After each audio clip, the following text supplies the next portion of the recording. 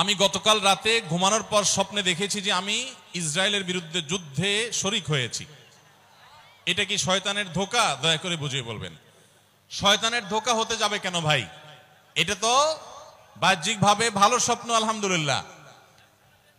অভিশপ্ত ইহুদিরা যেখানে আমাদের প্রথম কেবলা মসজিদে আকসা, সেই আমাদের দ্বিতীয় কেবলা, আমাদের অপর কেবলা, নবী করিম সাল্লাল্লাহু আলাইহি সাল্লাম যে কেবলার দিকে ফিরিয়ে মদিনায় এসে অনেক মাস সালাত আদায় করেছেন, সেই কেবলার দিকে, সেই কেবলার উপর তারা জুলুম করছে, সেটাকে দখল করে আছে। মসজিদে আকসার উপরে তারা অত্যাচার করছে, অবিচার করছে।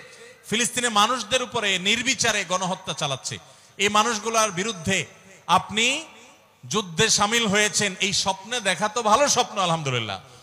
আমরা আমাদের সাধ্য অনুযায়ী অবশ্যই এই অনাচার, এই জুলুমের বিরুদ্ধে আমাদের সাধ্য অনুযায়ী আমরা প্রত্যেকটা মানুষ অবস্থান নেওয়ার চেষ্টা করব।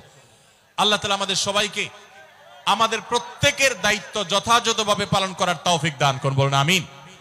ভাইরা আমার, মজলুম ফিলিস্তিনি ভাই বোনদের জন্য আর কিছু না পারেন, ইসরায়েলিদের, ইহুদিদের যে পণ্যগুলো আমাদের মুদি দোকানে, আমাদের বাসা বাড়িতে, ঘরে বাড়িতে ভরপুর, সেই জিনিসগুলো আমরা আর কিনবো না, নিজের টাকায় তাদের পণ্য কিনবো না। ঠিক আছে তো ইনশাআল্লাহ?